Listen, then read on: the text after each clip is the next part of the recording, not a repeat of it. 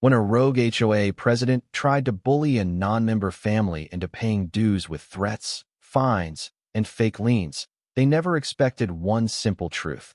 Their precious association had been legally dead for years.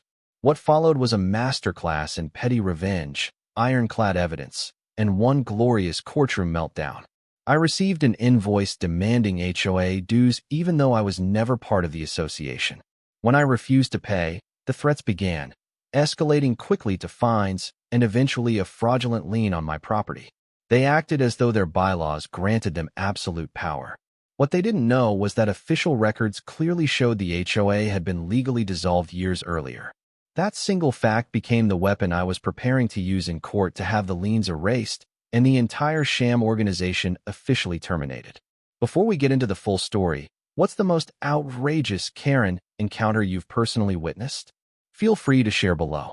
Judge Martinez slowly turned over the page containing the dissolution certificate, wrinkling his nose as if it carried an unpleasant odor.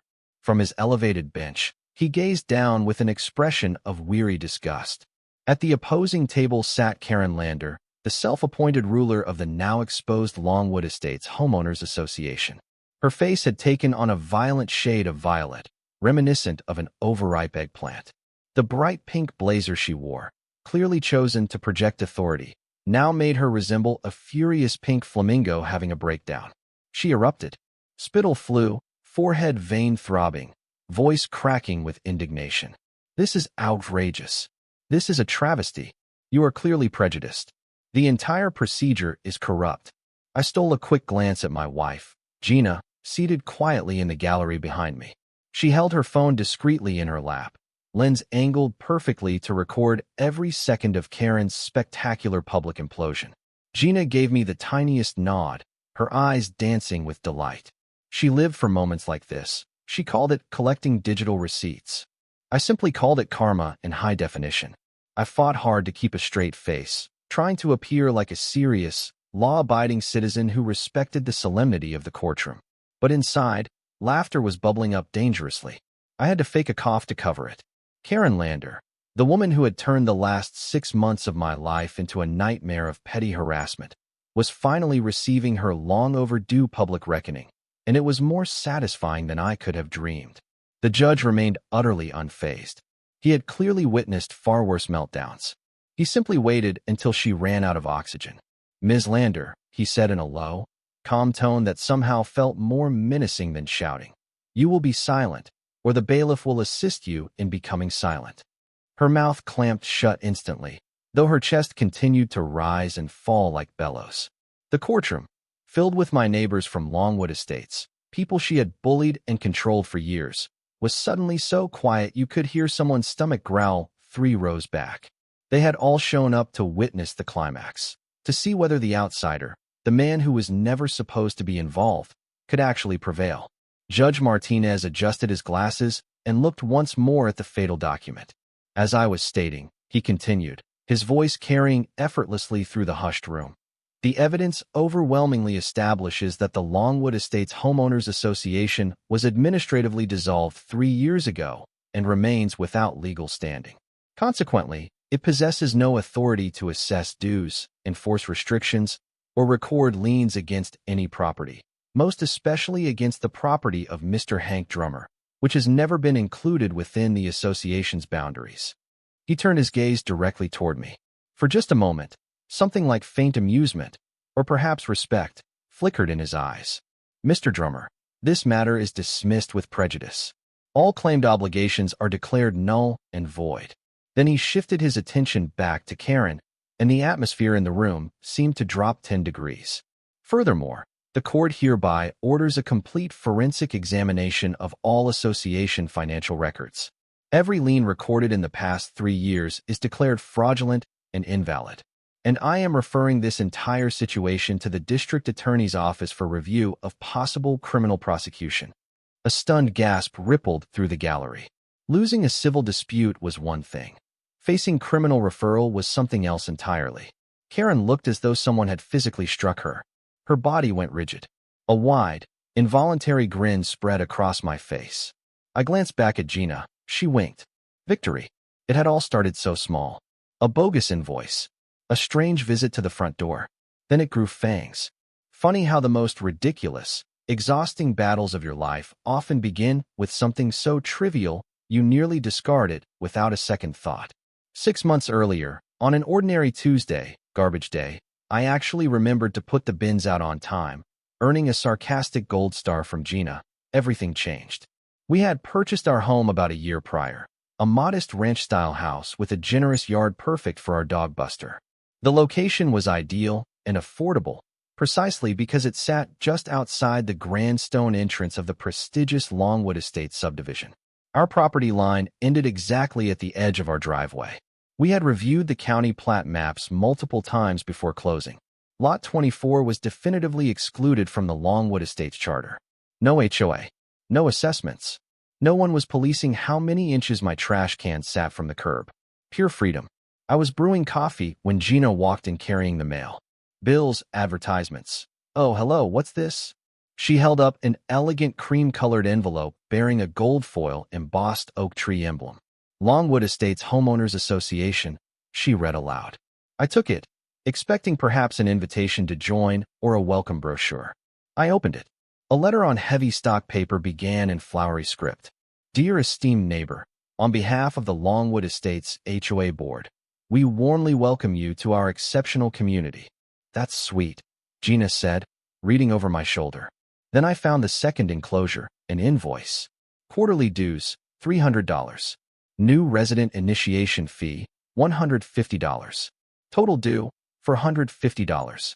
I stared at the numbers, then burst out laughing. They're joking, right? They actually sent us a bill. Gina snatched the paper. Must be an addressing error. Has to be, I agreed. I'm a network engineer. My world runs on logic. If premise is A, then conclusion B.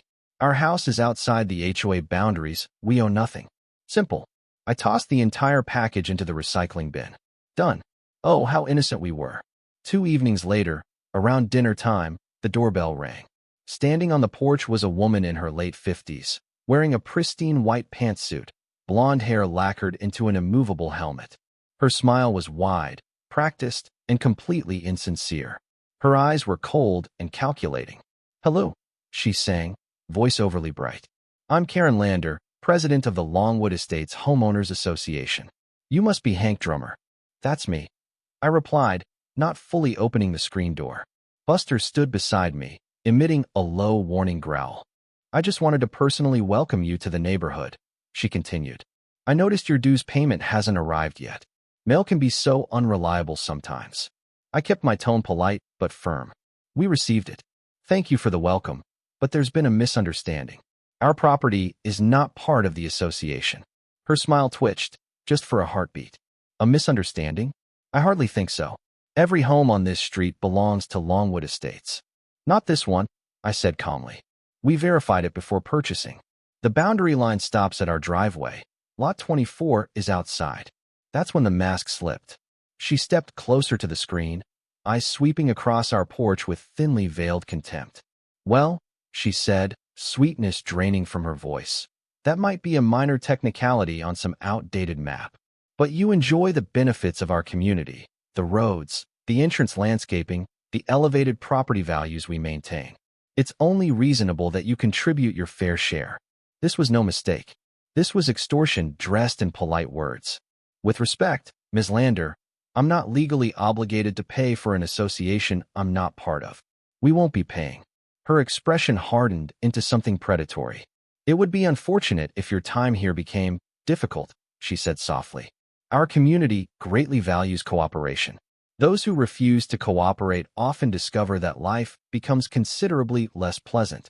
It was a naked threat, delivered on my own porch by a woman reeking of expensive perfume and unchecked entitlement. I stared at her, stunned. I'm generally laid back, work hard, love my wife, fix networks. But I have zero tolerance for bullies. Are you threatening me? I asked quietly. Instantly, the fake smile snapped back into place. Of course not. Merely encouraging good neighborly behavior. I'll send another copy of the invoice. Please reconsider. She turned on her heel and clicked away down the driveway. Gina appeared behind me. What was that? That, I said, shutting the door, was war declared. I had no idea how prophetic those words would prove. The harassment campaign began in earnest. Weekly letters arrived, tone shifting from friendly reminder to notice of violation and delinquency. Late fees and interest magically appeared. I used the envelopes as fire starters. Then came the violation notices. Garbage cans visible, even empty, dandelions, non-compliant, welcome mat. Each carried a fine, dutifully added to the fictional balance. We ignored them. Karen escalated. One Saturday morning, I was mowing the lawn, my weekly ritual of peace, when I noticed two men in matching navy polos with the oak tree logo standing in my front yard, unrolling a giant measuring tape from my mailbox toward the street. I killed the mower and approached. "Help you, gentlemen?" "Just doing our job," the thicker one grunted. "And that job is trespassing on my property." "We're with Longwood Estates Compliance," the skinnier one said. "Checking for violations. Your mailbox is non-compliant with Section 4, Paragraph C. Must be exactly 42 inches from pavement." I almost laughed at the absurdity. Neighbors were watching, phones emerging. I pulled out my phone. "Great. Let's get this on record. Names and employers, please." They froze. The big one tried to block the camera. "You can't film us." "Actually, I can. You're on my private property. You're trespassing." Gina stepped onto the porch, phone already recording, silent and terrifying. The two men exchanged panicked glances, hastily reeled in their tape, and fled to a white van parked down the street. Gina walked over. "They were measuring your mailbox."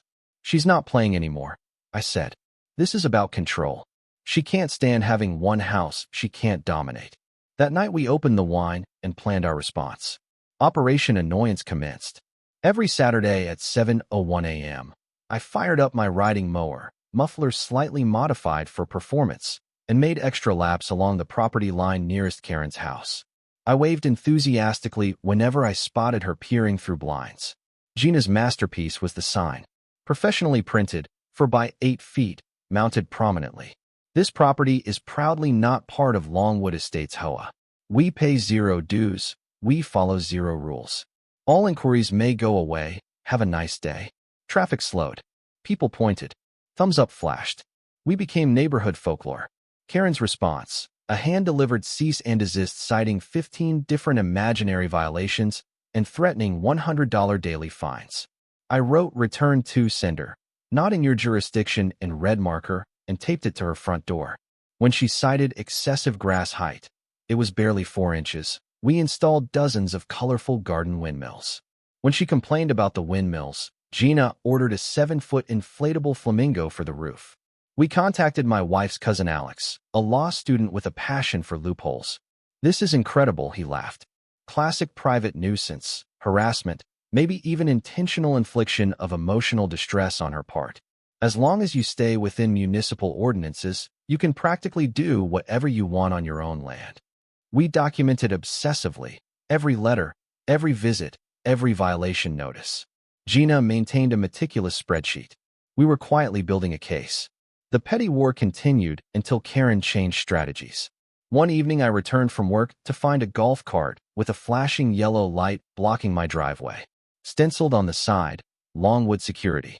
Thickneck sat behind the wheel, smirking. I honked. He ignored me. I got out. "You're blocking my driveway. Can't park here." "Fire lane." "Ma'am's orders." "My driveway is not a fire lane." "Move the cart." "Nope." I stepped closer. "Get this toy vehicle off my private property now." He climbed out, using his bulk to intimidate. "You're the one who needs to move." Then he shoved me. I shoved back. "Don't touch me." We stood in the street, pushing each other like teenagers. Then Gina appeared on the porch, phone already dialing. "Yes, hello, 911. I'm reporting a man illegally blocking our driveway and now physically assaulting my husband. 123, Oak Lane. Please hurry." Speakerphone. Crystal clear. Thickneck froze. Color drained from his face. 2 patrol cars arrived quickly. The officers listened, watched Gina's video, and checked county records. "You're trespassing," the female officer told Thickneck. "You're operating as unlicensed security. You just assaulted someone on camera. Want to discuss this at the station?" He scrambled into the golf cart and fled. The officers left us with an incident report and a warning for Karen. That night, the game changed. No more lawn decorations. No more 7 a.m. mowing. It was time for a serious investigation. Gina took point. We turned our home office into mission control. First step, confirm boundaries beyond any doubt. County Property Appraiser website, plat map, Lot 24 clearly outside the bold line of Longwood Estates. Printed, protected, binder ready. Next, corporate status. Florida Division of Corporations, Longwood Estates Homeowners Association Incorporated inactive. Administratively dissolved 3 years prior for failure to file annual reports. Gina whispered, "They've been collecting money from everyone for a corporation that legally died." We dug deeper. Payment portal archives showed regular dues flowing out, all to Lander Landscape and Beautification LLC. A quick search revealed, sole owner/manager Karen Lander. Address, her house. She had been siphoning neighborhood dues directly into her personal company. Then we searched for recorded documents. Dozens of liens filed by the HOA after dissolution date, clouds on neighbors' titles, threats of foreclosure, all completely fraudulent. We printed everything. Our binder became thick with damning evidence. We had her cold, but paper alone wouldn't topple her empire. We needed witnesses. We needed the neighborhood to see the truth. Planning a quiet rebellion required caution. Karen had spies everywhere. Gina's idea, casual last-minute barbecue. Free food. Low threat. We invited 4 families. Bob and Carol, fined for basketball hoop. The Hendersons, wind chimes violation. And Arthur, the HOA treasurer. Everyone came. After plates were filled, I turned down the music. "Thanks for coming. This isn't just about burgers. We need to talk about Karen Lander." Silence fell like a curtain. Gina placed the binder on the table with a heavy thud. We showed the plat map. We showed the dissolution. We showed the money trail to Karen's LLC. We showed the fraudulent liens.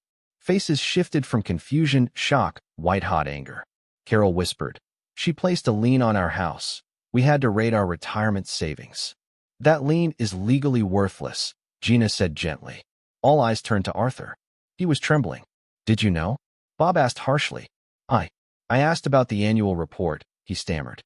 "She said it was being handled, threatened to sue me personally if I kept pushing." He pulled a thumb drive from his pocket. "Everything's on here. Real budgets, meeting minutes, her threatening emails, bank statements." I took it. It felt like holding a grenade. We finally had internal proof. She knew. She planned it. A week later, Karen sued me for $5,000. Unpaid dues, fines, legal fees. Her fatal mistake. I chose to represent myself. Alex nearly had a stroke, but coached me through the procedure. We organized the evidence into a simple, devastating story. Court day arrived. Standing room only. Neighbors filled the gallery, silent witnesses. Karen arrived with an expensive lawyer, smug. Her attorney presented first, community standards, implied obligations, freeloader narrative. Then my turn. I projected the plat map. "Your Honor, can opposing counsel point to Lot 24 inside the HOA boundary?" No. The inactive corporate status appeared next, red letters blazing. A dissolved corporation has no legal existence. How can it collect dues or file suits? Objection overruled. Bank transfers to Karen's company. Her own corporate filing as sole owner. Arthur testified, read her threatening email aloud. Finally, one of the fake lines projected large. "Ms. Lander, how does a non-existent entity file a valid lien?" No answer. I sat down. Judge Martinez removed his glasses, rubbed his nose, let silence stretch. Then he spoke, quiet, lethal. "Ms. Lander, I have rarely seen such brazen abuse of a community organization turned into an instrument of personal profit and intimidation." He listed the facts methodically. Dismissed with prejudice. Judicial dissolution of the HOA. All lines voided. Forensic audit ordered. Funds clawed back. Personal fine against Karen. Referral to DA for felony charges. Karen exploded. "This is rigged. You're corrupt. He's in your pocket." Bailiffs removed her amid flailing and shrieking. The courtroom erupted in cheers. Weeks later, the neighborhood exhaled. Accounts frozen. Money being recovered. A criminal investigation opened. Karen listed her house and vanished. One warm evening, Gina and I sat on the porch swing, beers in hand, Buster dreaming at our feet. The oppressive weight was gone. Across the street, Bob's shutters glowed electric neon green, a defiant monument. Gina rested her head on my shoulder. It's quiet now. Yeah, I said, smiling. Finally quiet. Then I glanced at the green shutters and whispered mischievously, "You know, I'm pretty sure that shade violates City Code 34B, subsection 12. Might be a public nuisance." Gina stared, then burst out laughing, smacking my arm. "Don't you dare." I grinned, took another sip, and let the peaceful night settle around us. Proof had finally defeated power, and power built on lies never stood a chance.